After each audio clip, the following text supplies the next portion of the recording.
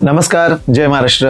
आता महाराष्ट्र सरकारने आपल्या राज्यातल्या टॅक्सी आणि रिक्षा यांच्या चालकांना मराठी आलीच पाहिजे किंवा मराठी सक्तीची असेल असा एक आदेश काढलाय आणि त्याला सगळ्या टॅक्सी चालकांनी, रिक्षा चालकांनी विरोध केलाय। हा नियम काही आत्ताचा नाही आहे, हा नियम खूप आधीचा आहे। फक्त याची अंमलबजावणी येत्या 1 मे पासून चालू होणार आहे आणि त्यांना सक्तीने मराठी भाषा बोलावी लागणार आहे। मला एक गोष्ट कळत नाही, महाराष्ट्रासारख्या मराठी राज्यामध्ये मराठी भाषेची सक्ती करावी लागते, ही वेळ कोणामुळे आली? आणि दुसरी गोष्ट म्हणजे महाराष्ट्रात मराठी सक्तीची केल्यानंतर यांच्या बुडाला आग का लागावी? अहो, बाहेरचे लोक सोडा, म्हणजे ज्यांना सक्ती केली ते लोक सोडा, आपलीच लोक, म्हणजे हे सदावर्ते वगैरे सारखे, म्हणजे हे स्वतःला कायदेतज्ञ समजतात, यांना कायद्याची थोडीशी जाण नसावी, आपलीच लोक, शशांक राव सारखी लोक या मराठी सक्तीला विरोध करतात। यांना स्वतःला वाटत नाही का या लोकांनी येऊन इथे मराठी बोललं पाहिजे? नवीन लोकांचं सोडा, नवीन लोकांना मराठी आलीच पाहिजे, त्यांनी शिकलीच पाहिजे, त्यांना वेळ लागेल, पण मराठी अशी भाषा नाही की जी शिकताच येणार नाही, इतकी अवघड नाही आहे।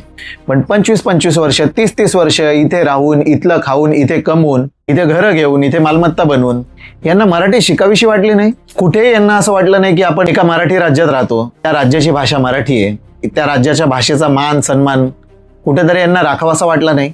यात पहिली गोष्ट म्हणजे चूक आपल्या मराठी माणसाची पण आहे। आपण रिक्षा दिसली, टॅक्सी दिसली, आपण लगेच विचारतो, भैया अंधेरी चलोगे क्या, भैया CST चलोगे क्या? अहो, तुम्ही मराठीत बोला, तुम्ही त्याला गरज वाटू द्या मराठी शिकण्याची।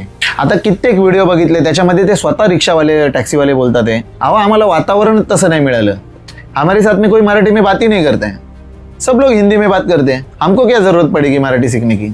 आपणच त्यांना गरज पडून देत नाही। याच्यात सगळ्यात पहिला दोष आपल्या मराठी माणसाचा आहे। आणि हा जो संप वगैरे होणार आहे ना, हे सगळे मराठी विरोधात जे एकत्र आलेत, या सगळ्यांना घरी बसवलं पाहिजे।